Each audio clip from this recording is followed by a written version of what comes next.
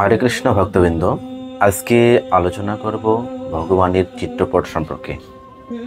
অনেক ক্ষেত্রে মহারাজদের এবং বৈষ্ণবদের কাছে গৃহস্থ ভক্তরা প্রশ্ন করে থাকেন যে মহারাজ, আমরা বিগ্রহ সেবা করতে পারবো না চিত্রপটের সেবা করতে পারবো?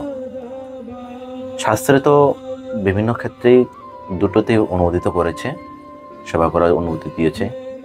কিন্তু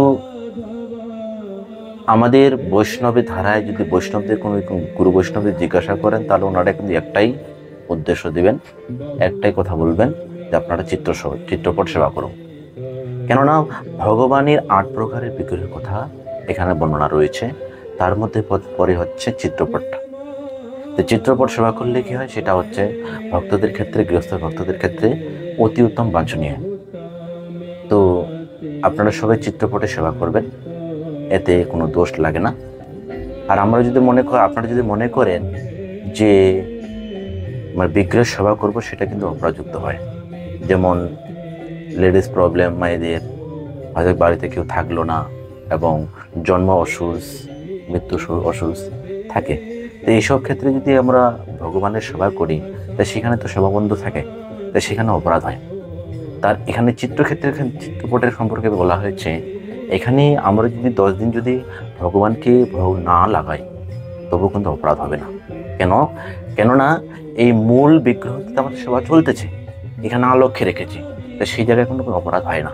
এক জায়গায় মূল জায়গাতে ভগবানের সেবা হচ্ছে, সেই ক্ষেত্রে কোনো সময় অপরাধ হবে না। আরেকটা কথা আমি আপনাদের বলবো যে ভক্তগণ বিভিন্ন জায়গায় ঘুরতে যান, যে এই ফটোটা ভালো লাগলো, ঘরে নিয়ে এসে সেবা করলাম, সেটা কিন্তু শাস্ত্র অনুমোদিত করে নাই। কেননা সেখানে শাস্ত্র অনুমোদিত এইটাই করেছেন যে ইস্কন বা গৌরমঠ আচার্যগণ, গোস্বামীগণ প্রকট করা বিগ্রহ, যদি সেই বিগ্রহে সেবা করেন, ফটো সেবা করেন, সেটা অতি উত্তম। আর আপনারা বাজারে গেলেন, সেখান থেকে ফটোটা ভালো লাগলো, নিয়ে এসে সেবা করতেছেন, সেটা কিন্তু অনুমোদিত করে নাই। কেন? লাভ নেই। যেমন আপনি কলসি নিয়ে গেছেন কলপারে, সেখানে জল ভরতেছেন, অথচ ফুটো কলসি, জল বেড়ে যাচ্ছে, জল ভরতেছেন, কি পরিশ্রম হচ্ছে, কিন্তু জল থাকতেছে না, ফল পাচ্ছেন না।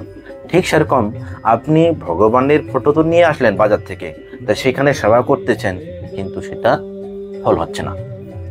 কেন? ফুটো কলসির মতো জল বেরিয়ে যাচ্ছে, তো সেরকম পরিশ্রম হচ্ছে, কিন্তু ফল হচ্ছে না।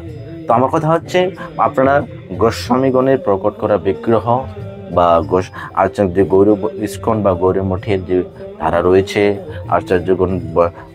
আচার্যগণ তাদের বিগ্রহ যে প্রতিষ্ঠা করেছেন, সেই বিগ্রহ যদি সেবা করেন, সেটা কিন্তু অতি উত্তম বাঞ্ছনীয়, সেটা আপনারা সেবা করবেন। আরেকটা ভক্তদের কাছে অনুরোধ করব, আমার কথা যদি কোনো জায়গায় ভুল ত্রুটি হয়ে থাকে, সেটা কিন্তু আপনারা ক্ষমা দৃষ্টিতে থাকবেন। কেননা আমি অনেক জায়গায় আগেও ভিডিও করেছি, কিন্তু আমি মুখে ফ্রেশ দিইনি, তো সেই জন্য আজকে আমি এই ভিডিও দিলাম। তো যদি ভুল ত্রুটি হয়ে থাকে, ক্ষমা দৃষ্টিতে রাখবেন। হরে কৃষ্ণ।